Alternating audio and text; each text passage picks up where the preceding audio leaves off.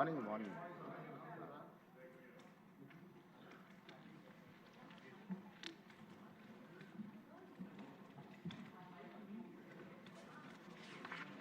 Sir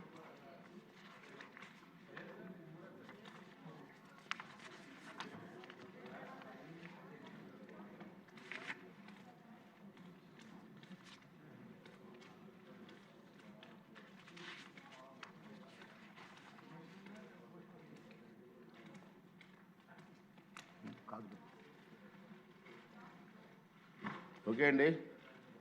14వ రోజు సమావేశానికి వచ్చేసినటువంటి గౌరవ సభ్యులందరూ కూడా నమస్కారం అండి. ఈరోజు ముందుగానే ఒక ప్రకటన అండి. గౌరవ సభ్యులారా, ఇదొక శుభదినం.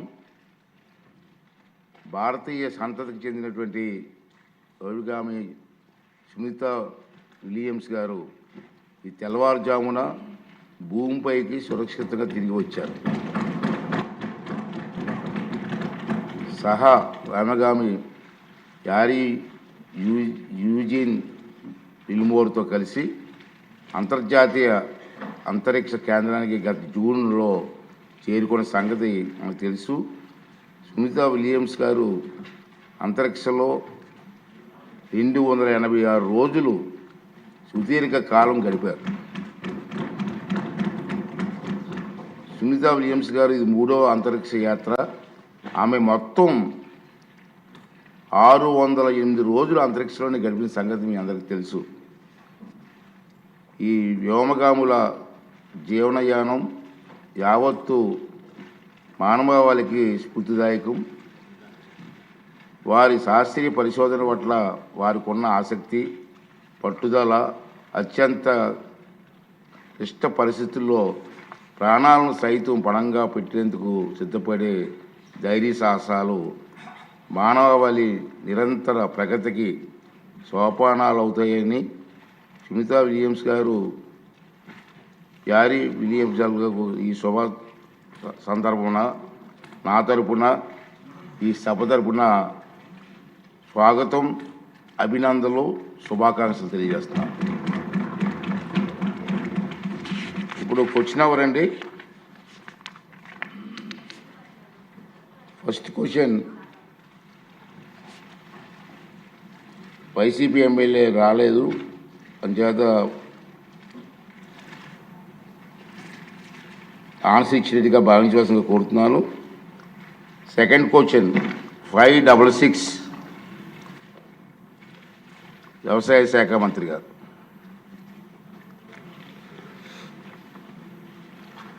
అధ్యక్ష, ఏ ప్రశ్నకు సమాధానం?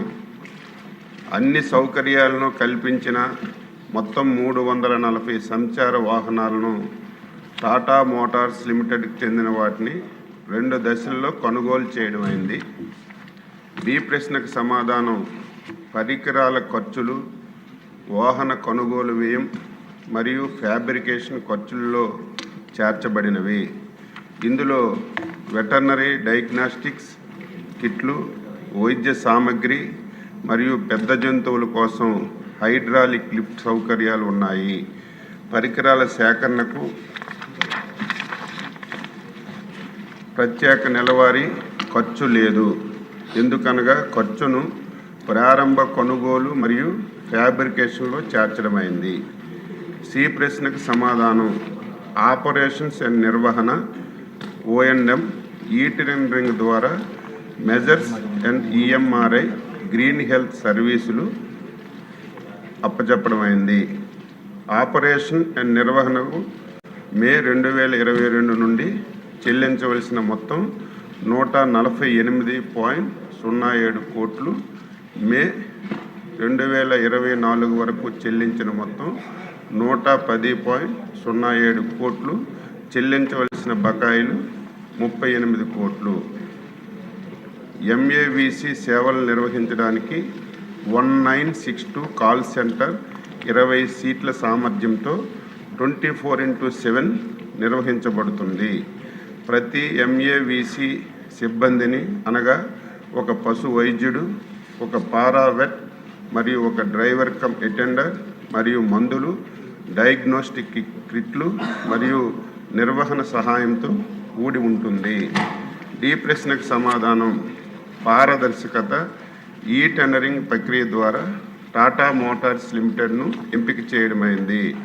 సాంకేతికత ప్రమాణాలు, వ్యయ పోటీతత్వం, L1 బిడ్డర్ మరియు MAVC ఆవశ్యకతల పాటింపు ఆధారంగా ఎంపిక చేయడమైనది.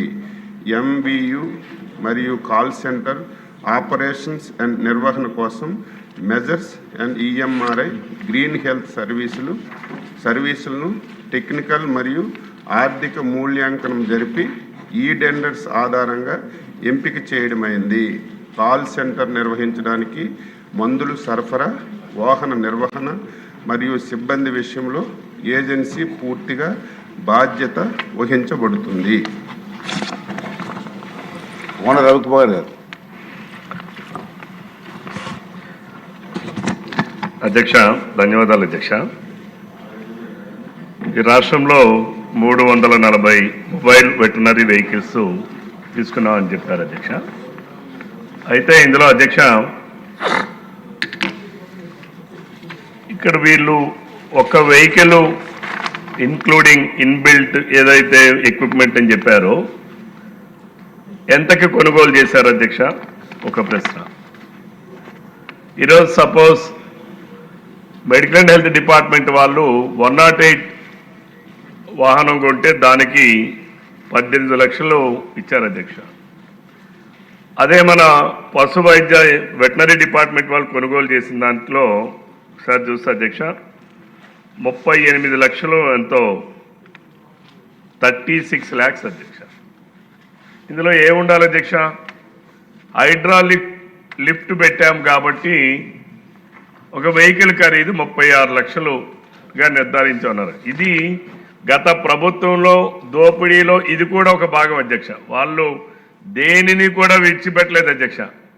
పశుగ్రాసాన్ని విడిచిపెట్టలా, పశువులు విడిచిపెట్టలా. ఆ దోపిడీలో భాగంగా అధ్యక్ష ఇది కూడా 36 లక్షల రూపాయలు ఒక వెహికల్ పర్చేజ్ చేయడానికి ఎందుకయింది? ఈ రోజుకి మీరు శాస్త్రీయంగా మనం మాట్లాడితే ఫీల్డ్లోకి వెళ్ళి చూస్తే అధ్యక్ష 80% వెహికల్స్లో ఏదైతే లిఫ్ట్ అన్నారో అది పనిచేయట్లేదు అధ్యక్ష. లిఫ్ట్ ఎందుకు పెట్టారు అధ్యక్ష?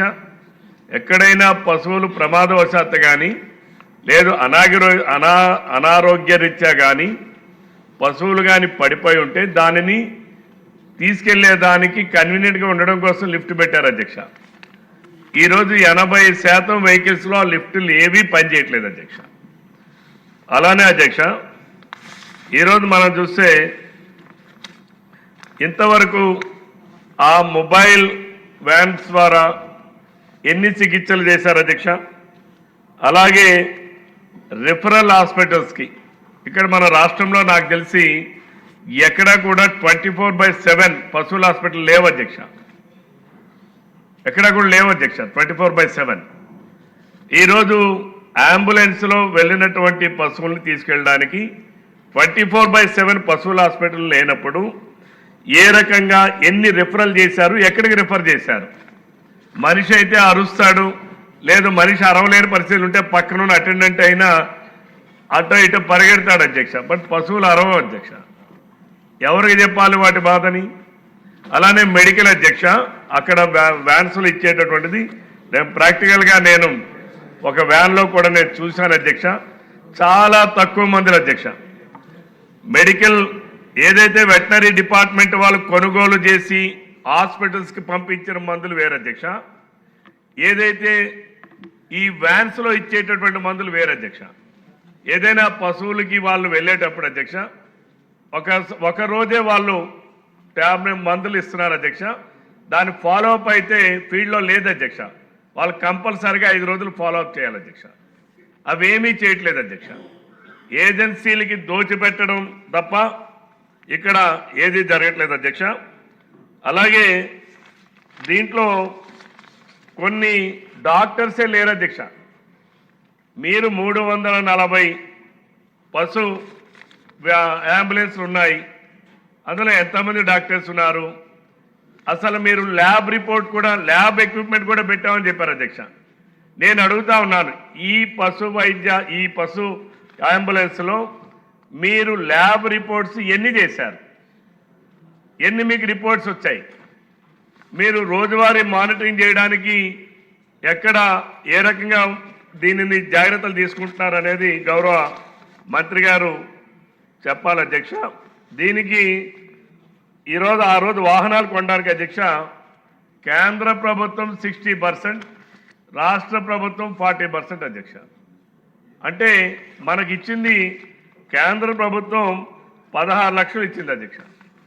అదనంగా మన రాష్ట్ర ప్రభుత్వం పెట్టారు అధ్యక్ష అన్నాడు, పెట్టి 36 లక్షలు అని చెప్పి ఆ వ్యాన్స్కి కొటేషన్ ఫైనలైజ్ చేశారు అధ్యక్ష. నేను అడుగుతా ఉన్నా, మీరు ఏ ఉద్దేశంతో అయితే ప్రభుత్వం పశు సంచార ఈ అంబులెన్స్లు పెట్టారో వాటిలో ఎన్ని లిఫ్టులు పనిచేస్తున్నాయి, ఎంతమంది డాక్టర్లు ఉన్నారు, ఎన్ని రిఫరల్స్ వచ్చాయి, అర్ధరాత్రి వస్తే మీ హాస్పిటల్స్ ఎక్కడైనా ఉన్నాయా? ఈ రాష్ట్రంలో 24/7 హాస్పిటల్స్ ఉన్నాయా? వీటిని గౌరవ మంత్రి గారు తెలియజేయవలసిందిగా కోరుతున్నాను అధ్యక్ష.